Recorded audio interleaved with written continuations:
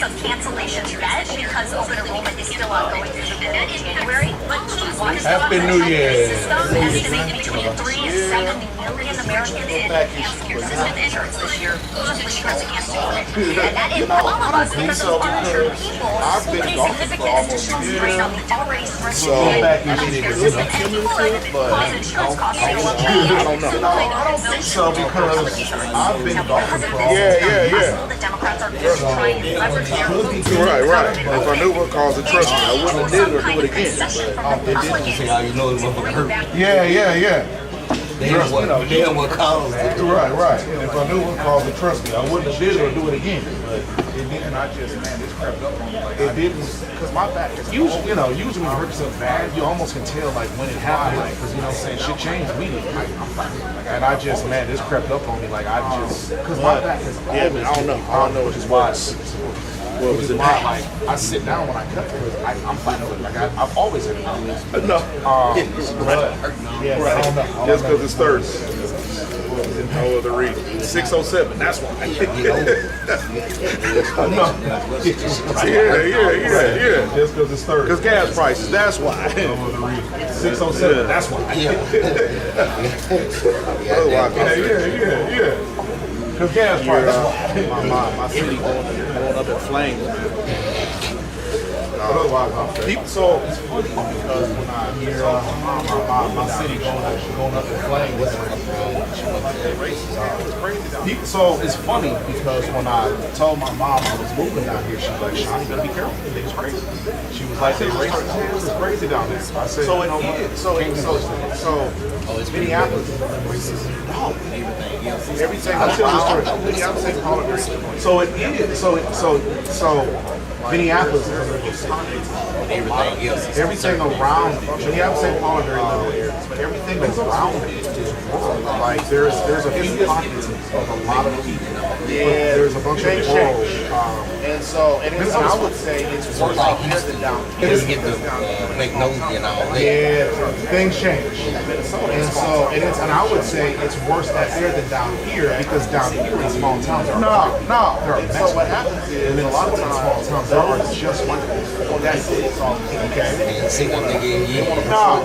And so what happens is a lot of times those people want to be police officers. They want to patrol the suburbs. They want to patrol the country or whatever. But all those police departments, so they got to infiltrate to Minneapolis. Then they get there and they true racism or their ability to exercise their thoughts are realized because they didn't want to come to the city. They wanted to stay in the suburbs or the country. But again, those meetings are cool. So a lot of those guys go to the city until they get an opportunity to get whatever city they actually want to work in. And they bring those ways to the city. Thank you. Or they try to. Yeah. So it's funny because I didn't realize what my experience was like. I didn't realize it was bad until Lionel Castillo came. And what happened was they, obviously the guy, they talked about his life and like how he was beloved by the school, he was a citizen. So then they said within a year or two of him dying, he got pulled over 27 times. Yeah, and I've been pulled over about that many times. In that time frame, I didn't realize that was until I moved down here, bro. I've been here 8 years. I've been pulled over and 3 times. I would get pulled over. I didn't realize how bad 5 to 10 times a year. And you know what I'm saying? Like, and so I tell that to say, I didn't realize how bad Minneapolis was until I got here. And obviously George Floyd, but we had been dealing with that type of stuff. It just never made national news because we weren't all stuck in our house, all looking on our phones. You know what I'm saying? Like, we were in a pandemic. was a young black And then, like, George Floyd was killed about 2 miles from West City. Dante Wright was a young black boy that the officer thought she was mom, and she thought she had engaged her taser, but actually shot the boy. That was a mile from where my mom and I lived a mile apart, and it was halfway between where both her and I lived. That boy got killed. So like all that stuff was in the area that I lived and moved through. And in the morning. It's just, I don't know what happened. I don't know if you remember, it was a Somalian cop that killed a white woman at like 3 in the morning. When she was, I don't know what happened, but she was scared, ran up to the cop car, beat on the window, and he shot her. She was like from Australia or somewhere. He ended up getting prosecuted. She got all the cops that killed all the black folks up there. Like none of them got the same type of justice he got, or that she got, I should say. But yeah, I came here thinking that I was going into a worse place in Minneapolis. Come to find out, Minneapolis was the worst place to be. White town, 100% white. This is mad. But then I didn't know white town. Also white town. Yes. But down here, then you get 30% black town. Right. Shit, I wish I would see certain like Then you do suburbs. I was black town. right. Shit, I wish I would see 30% black people. So now, suburbs on the scale. So now it was like when absolutely. So now things have changed. Like when I was growing up, like the suburbs had literally just started to immigrate. When I was like 12, I was one of the only black. It was literally the city as close to Minneapolis as Cypress is. They started on the outskirts, so it wasn't no black folks out there. And eventually they started creating low-income housing. So it went from a couple black families being able to break through to get in there to then being a whole bunch of people to like on Section 8 being nothing bust out there. So it went from like 2 or 3 black kids to like 100. That still is nothing compared to the 3,000 kids in the student body. That that those 100 black kids, although that's better than 2 or 3, it still don't compare to how many white kids there are in them schools. And so now it's a whole lot brown in the immediate area near Minneapolis and St. Paul. But that's still took place out of my lifetime for that to change.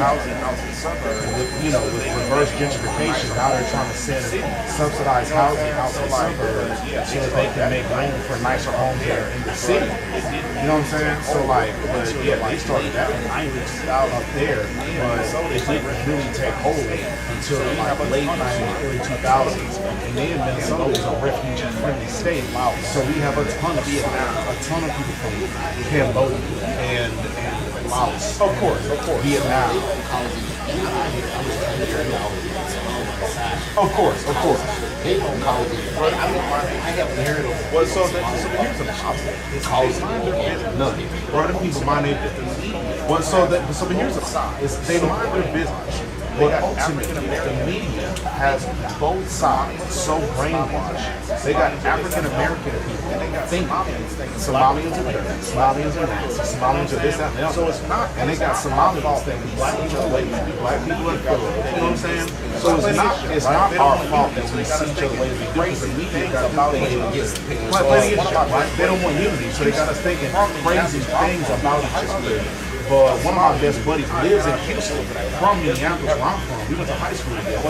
Somali's dude. I'll take a bullet for that. Best dude ever. I went to high school with him and his sister and his people, and he came up in a subsidized section. The thing is, the more you cross paths with people, the more you realize, I got the same damn thing. We doing the same thing. We're trying to take care of our families and make the best of our lives. But nah, you won't. I mean, listen, when you put people in this situation, when you put them in the ghetto or the trenches or the project, of course, it's going to let people doing what they can, what they know, to do whatever they can for their family.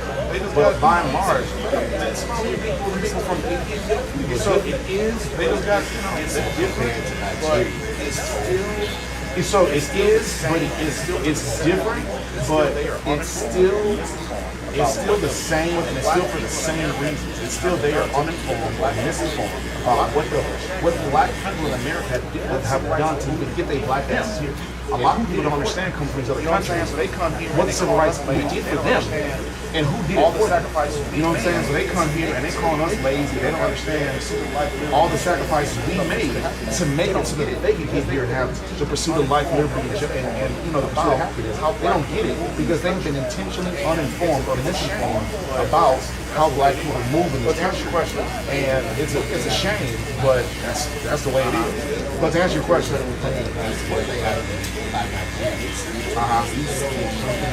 Wait a minute, hold on. You said they still what? absolutely. Wait a minute, hold on. You say they still what? Think of us the same. Absolutely. Yeah, Right. They still think we're Yeah, right. No, listen. No, listen. I know. I have clients. I have a ton of Nigerian clients, and like some of the younger ones are better at understanding what's going on. When your mom like all your life too. When your mom and dad all your life too, they're not gonna change. It's hard. First of all, they're not gonna change Unless they have a grandbaby by somebody. Unless they have a grandbaby by somebody, you know. But they talking the most messy generation. But ultimately, it takes a younger generation to see. Like my mom said this, but this ain't. I have a lot of Nigerian, you know what I'm saying? Because I have a lot of Nigerian clients that, You know, it just be the old niggas out there. you know, it'll just be the old niggas like them or telling them, you know, don't do that shit, or, you know, you need to get your hair in shape because, you know, what they don't realize is that, but what they don't realize is that white people can decide between a dude from Nigeria, Somalia, Sudan, like, they can't tell the difference, right? You know what I'm saying? We the same to them, right?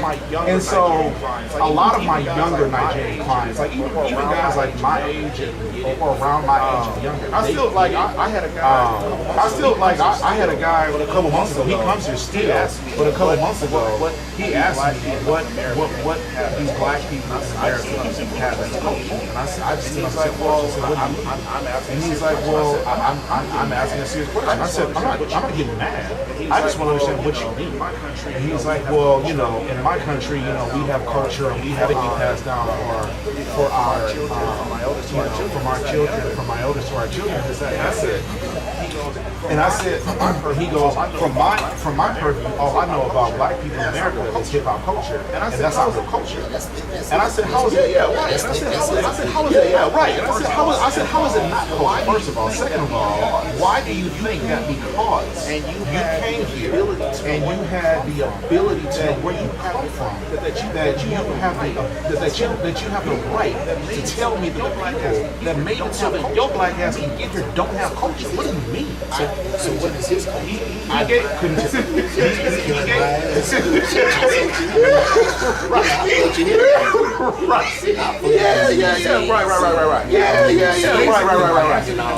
Basically, my answer to him was our culture is our culture is making sure that we continue to press the envelope towards equality. So people that look like you can get off the boat, come here and live a successful life. That is our culture. And he was like, well, I never, and you know, and I explained to him like, why he can come here and not think how the movie portrays us globally about we're lazy and we're dangerous. Anytime you hear about a mass shooting, you know it ain't. You know it's Billy Bob because his wife don't like him no more. He got laid off for his job. He want to make everybody feel his pain. It ain't never. Right? And I said, the thing is, you don't come here asking white people to talk to another. You come here talking to another culture, but your black ass won't be here. But your black ass won't be here if it wasn't for my people. You know, he's like, I didn't see that. I said, I'm not mad at you for not seeing that. And I'm not mad at you for not seeing that way. Y'all come here looking at us, like we play us, but you don't understand this is, but you don't understand this is systematic. And then I told him, I was like, at the same time, we don't look at you the same. We think all you know what I'm saying? You know what I'm saying? Don't wear clothes and don't wear clothes. And you know what I'm saying? I said, so I'm not mad at you for not understanding because a lot of us don't get you neither. I just wish we could have better dialogue as opposed to you coming here to question if I have culture when the very evidence that I show black ass sit in my church today.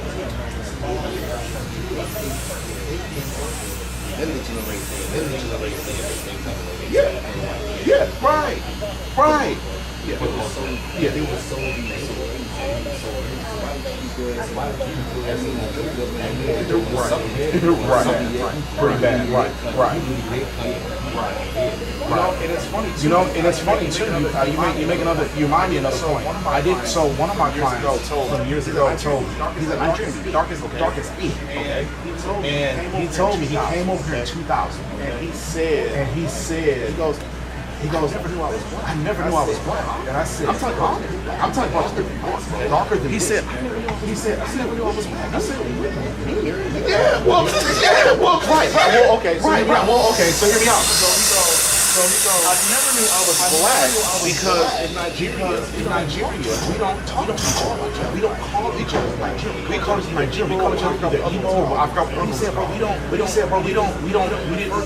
refer to each other in that way. We don't use those terms in Nigeria. So like that. No, I was black too. I was black too. You thought that was just you. And he goes, I didn't know. And he goes, I didn't know I was black until it was 2016. He goes, it was the day after Trump got elected, and I went to the store that I go to every day. And he goes, I just knew something was different. And dog, I'm telling you, I fell out of my chair. He had no idea until Trump got him off that he was black. But that makes my point is that they don't realize that we are the same. But we also we got the same struggle. We got the same problem. We look at them the same way. We don't realize that we too are them. You know what I'm saying? It's just that one of us got a different version of the story, but it's the same story. We've been told a different thing. And I have so many Nigerian clients that tell me that, dog, if you went to Nigeria, you would think you were in New York. But like if you were to be honest with yourself, if you were to think about what Nigeria looked like, you thinking whatever you saw on National Geographic. You thinking they in huts and, ain't nobody got clothes on and they got flies on their eyelids and, you know what I'm saying, like the Feed the Children commercials. Because the media intentionally has us thinking that way of each other. Because the last thing they want is you. They don't want that. Hey man, Happy New Year, dog. Hey man, I like that shirt. Where'd that come from? Walmart, man. Word? Walmart. Man, you put me on game. People be thinking you need the most expensive. Yeah. Cool shit, bro. Yeah. Walmart, All right, my brother. I'm messing with it. Yeah, nah, dog. I hate what the media has done. It's a terrible time to be alive. But we gonna pull through, man. We shall overcome. But you know what? This dude I work with, he told me this like 20 years ago. Yes. And I never realized it was it. Yeah. He like, Black America, main race that we hate everywhere we go. Yes. Mexico, they don't like us. Right. Nigeria, they don't like us. Yes. Europe, they don't like us. Right. I was like, I never realized that until you really see it. Yeah. I mean, we're the most disrespected race on earth. Absolutely. Black Americans. Right. But the reason is, one of the reasons is the Black Panther movement. I had a cop just 6 months ago, a cop that lives in Ellison. He's a highway patrolman in this area, okay? And he told me that, because we were talking about racism, and he's like, I always get racial profile because I'm a white cop. When I pull black people, they say because I'm black. I said, stop with this bullshit. And we got to talk about all kinds of stuff. And we mentioned, how like the KKK is allowed to still function. They are an open terroristic group. And he's like, well, the Black Panthers are too. I said, no, see, that's the problem. You have been misinformed in spite of the fact that readily available data has debunked that idea, and it's on the FBI's website, brother. They purposely made you think that the Black Panther movement was the opposite of the of the KKK, and it was not. It was about unity and about building community and protecting our citizens. That's all. They were feeding children. They weren't taking rights. They weren't, you know what I'm saying? They weren't doing all the things that the KKK was. And I think the same reason people in this country don't have a factual baseline of basic information is the exact same reason why we are public enemy #1 global. Because again, you can talk about the gang violence in Chicago, you can talk about gang violence in Houston or any other city, but you cannot dispute that when you turn on the news and you see that there is a mass shooting, you know who it is. But no one is made to feel unsafe when they go to a grocery store and they see nothing but white meat. No one feels unsafe. But if you walk down Bissonnette and you see a brother with a hoodie on, terrified. And everybody feels that way. And it's because the media narrative makes us fear us. They make Nigerians fear us. They make Somalians and Irish people and all that, because globally the message is the same. Can't trust them niggas. Period. You know what I'm saying? And so it's But your friend is right, and because I wanted that question around too. It's like, man, what did we do to all these people? Why does everybody hate us? Can you shake me up? Yeah. I didn't know if I was supposed to. Yeah, I got you. I'll pick it up. That damn cop, I mean, he probably in the wrong position if he's thinking like that. Yeah. No, he absolutely is. Absolutely is. Was I supposed to pick it on shape or Yeah. Okay, cool. Yeah, no, he absolutely is. And I told him, I said, dog, but I was due respect, bro, you racist. You racist. You racist. And he's like, how am I racist? 95% of the time when I pull a black person over, that's what they say to me. And 95% of the times they got weed on. I say, all right, let's do a thought experiment. Now, this dude is like 4 years younger than me. And I say, all right, have you ever in your life smoked weed? He says, yes. I said, I'm 4 years older than you. I have never once touched weed. So you're making this broad sweeping assumption that all black people smoke weed when you yourself smoke it and I never have. What are we talking? You know what I'm saying? And he's like, well, but I mean, you know, everybody. I said, okay, so why are you criminalizing people for some shit you done did? Hypocrisy, dog, because you're racist, period. And he's like, well, my job. Didn't make it here, huh? No, I ain't seen him since. And because I do hair for 4 years. I did hair for 4 years. Last time I saw him, I called him racist to his face in front of his daughter like 30 times. I ain't seen that white boy since. Never to be seen again.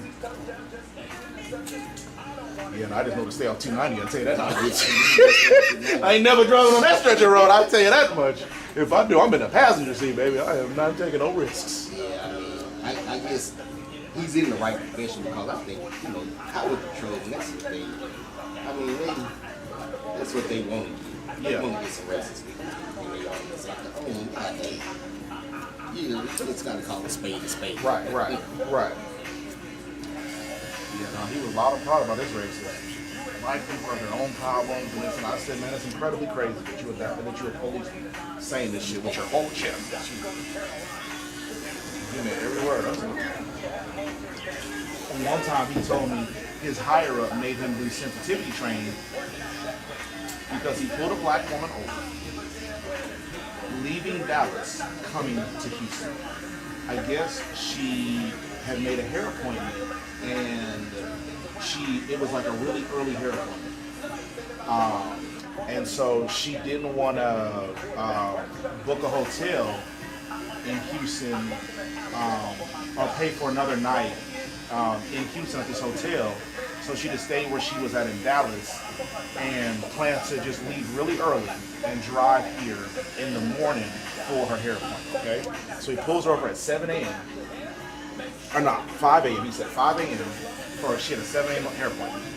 And she was, you know, obviously tired, and she left at like 2 or 3 in the morning, whatever time it was, to get from Dallas to here.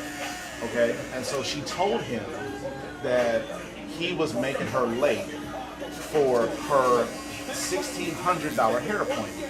And he told me, he says to her, there's no way you're paying $1,600 for your hair appointment. And so then he said, off of the strength of that, he called in dogs. He said, this woman's story made so little sense to me. I knew I had reasonable suspicion to believe she was a drug mule. I said, wait a minute, so a black woman you pull a black woman at 5 a.m., she tells she got a 7 a.m. hair appointment from Dallas to Houston. She's driving around so she's tired. And she tells she's a hair appointment, you don't believe her, so your next rational move is to call the goddamn a sniffing dog? That's what he did. He made her late for an appointment. She called his supervisor, complained, sent her supervisor the cancellation fee. She was out She was out $1,600. So he came in a few days after his little disciplinary conversation with his supervisor. And he goes, honest question, he goes, if I'm being racist, I want to learn, right? That's what he said. And so he told me the story. I said, so hold on. So what part of her telling you that she had a hair appointment didn't you believe? And he said, I just can't believe that anybody would spend $1,600 on a hair appointment. I said, big bro. I said not only that, I said, because I'm in all these Facebook groups, right? Hairstylists and shit like that. I see hairstylists regularly talk about clients that spend $3,000, $4,000, and $5,000 on color service extensions. You know what I'm saying? So I said, dog. I said, you don't understand what other people's day-to-day lives are. Because if you were to tell me, that the most reasonable thing you could think of to do was to call the damn sniffing dog on a black woman that's telling you she got a hair appointment, All right then. So I mean, was his purpose of doing that because she was spending $1,600 on hair? He said that was the final straw. He said that was when he knew she was lying. And so he said he called backup. So what happened was he pulled her over. He asked some questions. He was just going to for the ticket. But then he got to talking to her. He said, I guess there's like 2 or 3 factors that he looks for when he decides if he's going to further escalate the situation. As if, because he says apparently 290 is a very high traffic drug highway. Okay. He also says that a lot of drug runners run drugs in the middle of the night because the streets are empty and less police are there. So that's another one. He also said that her eyes were bloodshot. And I'm like, right, but everything you're telling me the woman told you makes logical sense. And he goes, right, but when she said she has a $1,600 hair appointment, I call bullshit. I said, that's because you don't got no black friends, bro. So when he didn't find no dope, it was his. So what happened was, so he said he called for a dog, but a dog was on the way. He says usually when he calls for a dog, when they say they're on their way, that means they're within 30 minutes of where he's at. Turns out something happened and they had like an accident or something like that. So it held him up. So he waited an additional 15 minutes. He made her. He ended up holding her for 45 minutes, and then he got a call that they were still an hour away. So then he let her go. So he stalled her for 45 minutes. She ended up missing her appointment because she ended up being more than an hour late. She sent his supervisor all the information that she could about the situation. Her supervisor was like, okay, we're gonna look into this. They talked to him. Apparently what he said to the supervisor wasn't satisfactory to the supervisor. Supervisor's like, you shouldn't escalate the situation. Everything the woman said to the supervisor and me made sense, right?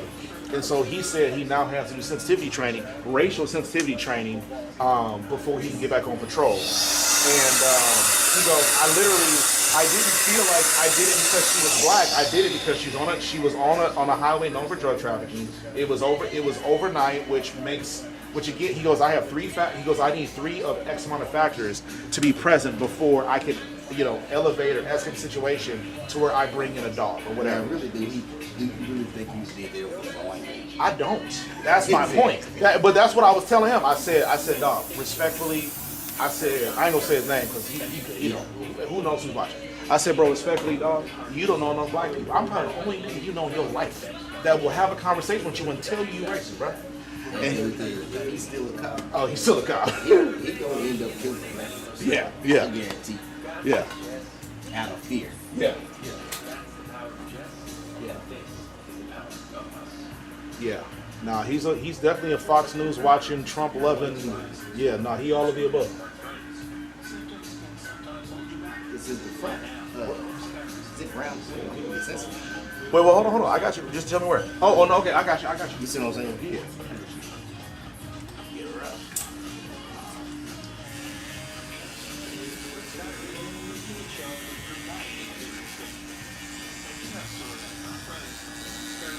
I guess I probably just I don't want to be pulling no goddamn body over. Yeah. Especially at 3 o'clock in the morning. Yeah. I don't know what the hell he's doing. Like, right. Go ahead and make it. Yeah. You got one over on me this time, player. Yeah.